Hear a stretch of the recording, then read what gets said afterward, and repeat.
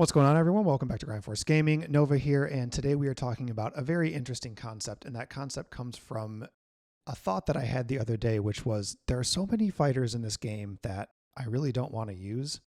Is there maybe some other purpose for them? Well, what if some of these fighters' best use is just to be used as an assisting fighter?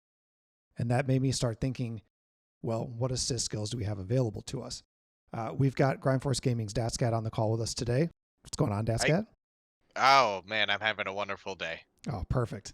He is going to be going through these fighters with me so you can get opinions from both of us on how we have this tier list set up for you and what it all means. And I think before we get into this, I just want to notate that this is based on the concept that you've seen at the previous video that DatSkat and I made where we talked about the best free-to-play lineup, which is what we have here. And now I know that there are just 3 fighters in this list that we have here in this line.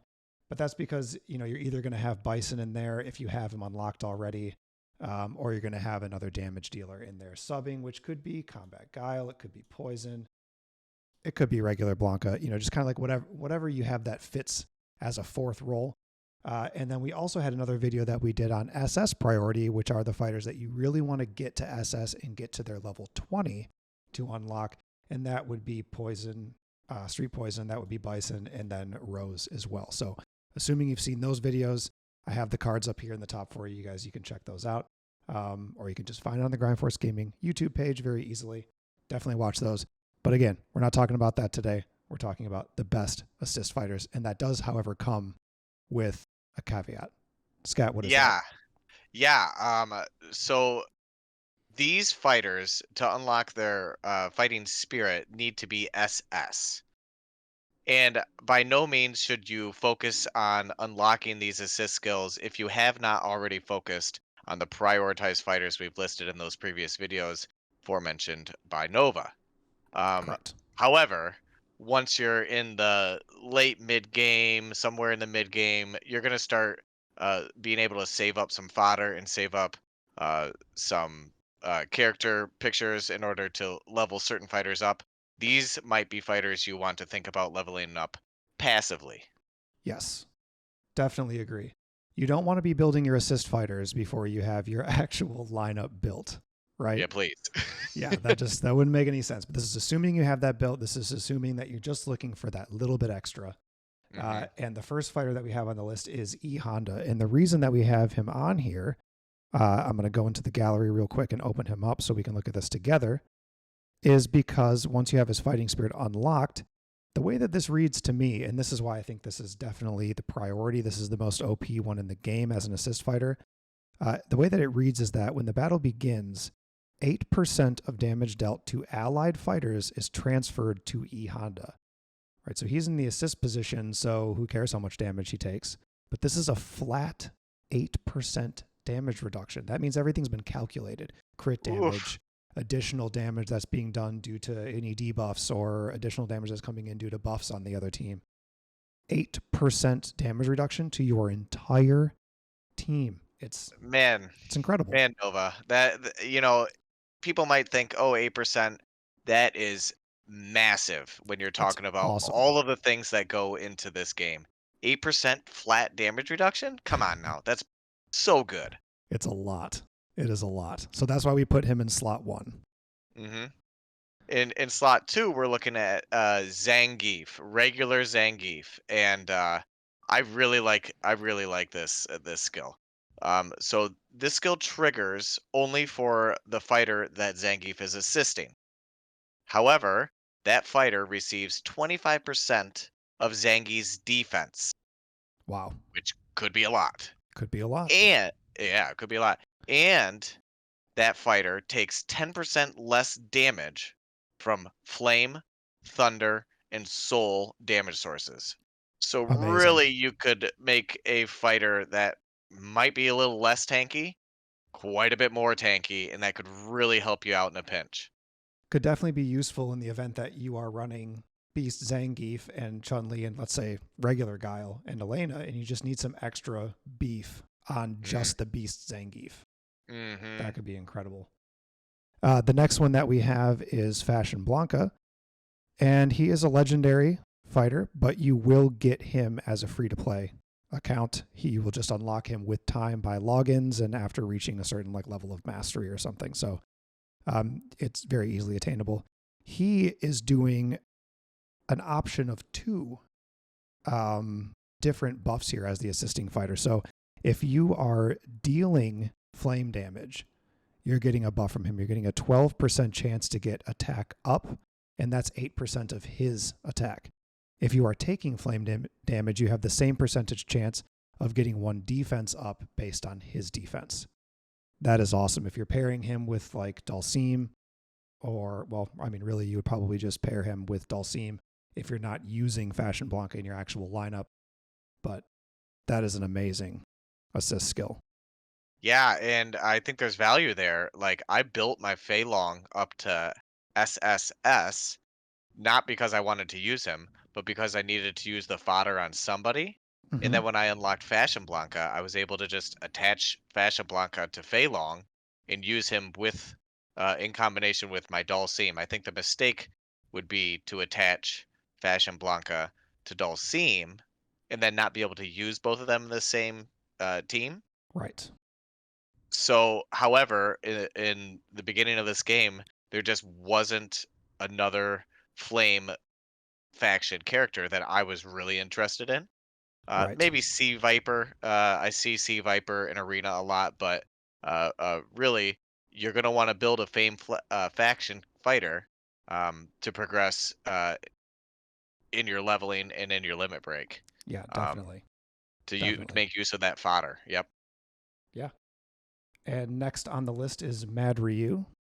Ah, And Mad Scat, Ryu. I know you feel very strongly about this one. And if you've seen Yeah, some of our other videos, you'll know that I'm not a big fan of Mad Ryu being in your lineup, but as an assist fighter, this is pretty interesting.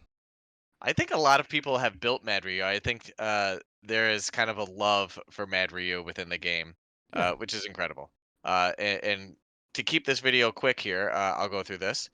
He also buffs the fighter he is assisting, and when that fighter's HP falls below 50%, then that fighter receives 20% of Ryu's attack.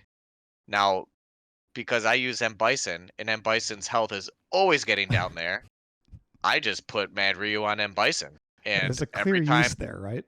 yeah, every time M Bison blows up, that's 20% of Ryu's attack. So potentially you're giving 1/6 of a built up M Bison's attack stacked on top of it.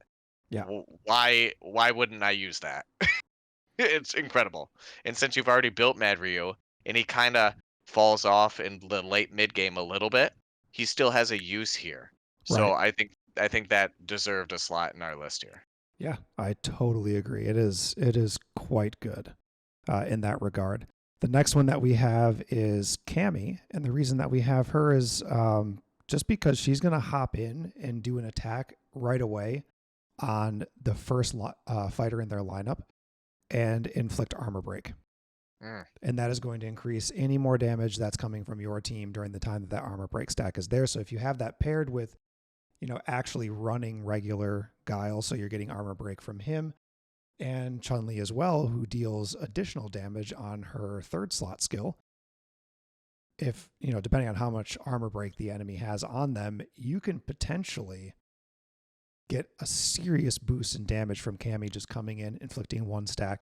Sometimes it's tough to get down some of these tanks in the beginning, but if you can just nuke one of them and this is what helps you do it, then that becomes an amazing assist skill to use. yeah, I love Cammy. Same. And you're going to want to build her to use her anyway. So Yeah, if she doesn't fit in your lineup because you want all AoE right now, then throw her in the assist. It's great. yeah, a tank nuker. Let's go. Yeah. Next on our list is Dulcim.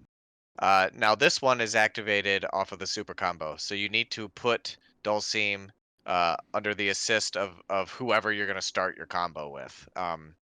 And what it does is it creates his fire carpet skill Mm-hmm. underneath potentially the entire team, entire enemy team, and that fire carpet is going to deal 15% of Dulcim's attack as flame damage every 2 seconds for 6 seconds. So 3 times 15% of Dhalsim's attack as an AoE to the entire enemy team. Yeah. And each time that those ticks hit, you have 8% chance to inflict burn, which is just a great DOT. And if you're running some other flame factions that are doing damage, like let's say you're running Fashion Blanca, that's going to do burn damage, then having that extra burn damage come out of the assist slot is really good. It is. It's very good. Yep. And the cool thing about Dhalsim as well is you're not really going to build any other flame faction fighter in the beginning of the game anyway, because the rest of them just kind of aren't that good. Yeah. So, if you're filling out a team, and it's looking like you're going to be running like Bison, Zangief, Chun-Li, and Elena, then having Dhalsim be the assist on Chun-Li is going to inflict that burn every time she uses her AoE as her super. So that's amazing. And it could broaden the types of attack you're using to attack the enemy, because maybe the enemy is strong against wind damage or armor break, yet you want to add a little bit of flame damage in there just to eke out a little bit more damage that might advantage the damage wheel. Right. Then there you go. Then you get something, and basically you're creating fire damage out of nothing. Right. Which I think that's awesome. Yeah, it's amazing.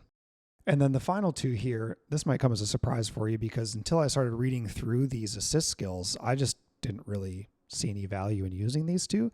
Not to say that they're bad, but they're just better options out there. However, if you are using them as an assist fighter, both of them do the exact same thing. They're going to come in, deal damage, and they're going to boost the combo gauge bar by 80. So if you're using both of them as an assist fighter because you need more speed up on your team, you're getting 160 combo gauge boost, and this can trigger every 12 seconds. Oof. It's pretty amazing. Like, honestly, I think they have a very special place in the assist role, because we have defense here, we have attack and defense, right? Defense here with these two, attack and defense with Fashion Blanca. We've got attack, we've got attack, we've got attack, and we've got speed up plus attack. Speed is very important in this game. So these two could certainly tilt the scale for you at some point. Yeah, I mean, if you're running Chun-Li and Zangief in your main lineup, they're already fast. And then you stack more speed every 12 seconds. Yep. You could, I haven't tested this, but I think you could potentially run 2 combos or 1.5 combos by the time they're even triggering their first. It could maybe even validate using Zangief and just running it in auto, because your skills are going to trigger so fast that he's just going to be interrupting constantly with his beast spin. It's awesome. I think there's definitely something to this. And I have not been playing the game long enough, nor am I a whale, so I don't have any of these, I think, with the exception of these two at SS and beyond. Well, I guess Fashion Blanca, because you just link him to someone and he gets that level. But I'm definitely going to be looking at building up EHonda now after talking about this. I think he's amazing. I want that damage reduction. Maybe he's not in my team right now, but that doesn't mean he's not great. Right. Yeah. No, I mean, I think that would be awesome. And honestly, I think these two might be my biggest interest, the speed up.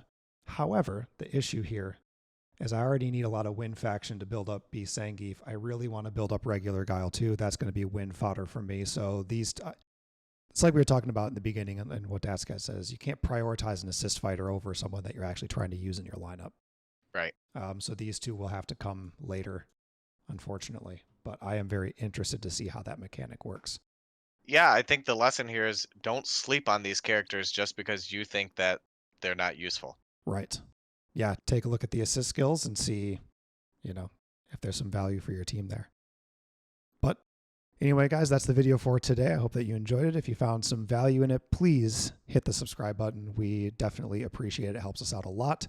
Throw something in the comments about what you think about these, as well as any other videos you might like to see us create. DatSkat, thanks for joining.